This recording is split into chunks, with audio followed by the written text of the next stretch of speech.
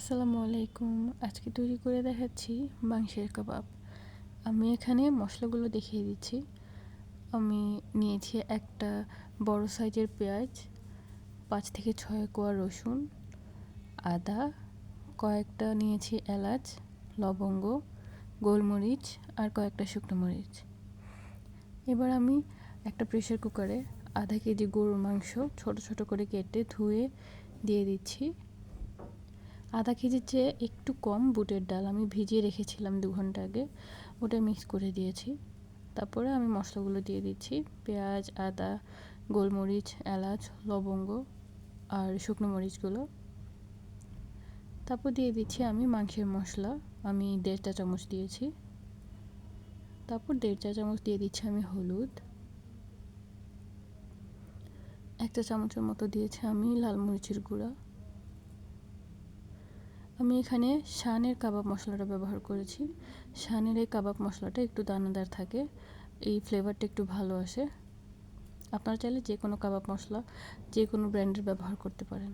পরিমাণ মতো দিয়েছি আমি লবণ। তারপর 2 কাপের মতো পানি দিয়ে আমি এখানে লো টু মিডিয়াম আঁচে আমি 3 থেকে 4টা সিটি দিয়ে দিব প্রেসার কুকারে। দিয়ে আমি এগুলো ব্লেন্ড করে নিব।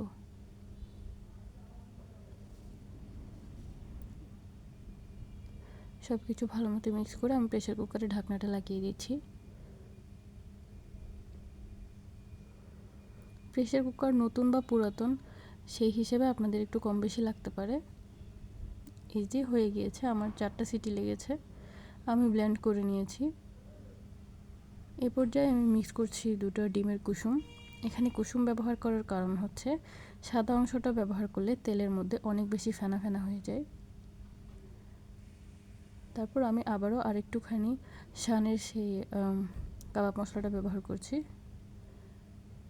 দিয়ে দিচ্ছি অল্প একটু চাট মশলা। এবার ভালো করে আমি মেখে নিব।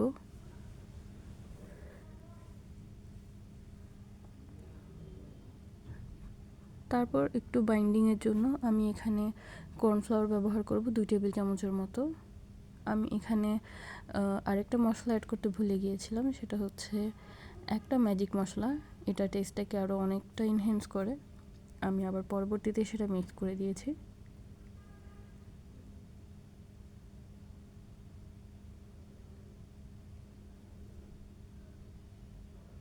আমি এখানে 2 টেবিল চামচের মতো কর্নফ্লাওয়ার ব্যবহার করেছি। তারপর আবার মেখে নিব ভালো মতো।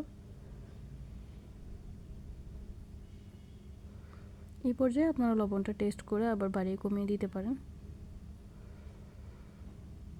এই যে আমি একটা ম্যাজিক মশলা দিয়ে ভালো মতো মেখে নিয়েছি। এবার হাতে একটু তেল মেখে নিয়ে আমি কাবাবের শেপগুলো করে নিব।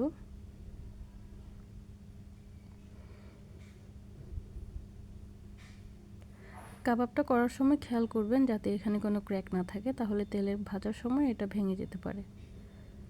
এই যে স্মুথ করে সুন্দর করে কাবাবের শেপ দিয়ে দিব। এভাবে আমি সবগুলো কাবাব বানিয়ে নিব। এই পর্যায়ে আপনারা চাইলে এই কাবাবগুলো ফ্রোজেন করে রেখে দিতে পারেন, অথবা এভাবেই ভেজে ফেললে হয়ে যাবে। এই যে সবগুলো কাবাব বানানো রেডি। ভিডিওটি ভালো লাগলে প্লিজ আমার চ্যানেলটি সাবস্ক্রাইব করে দিবেন।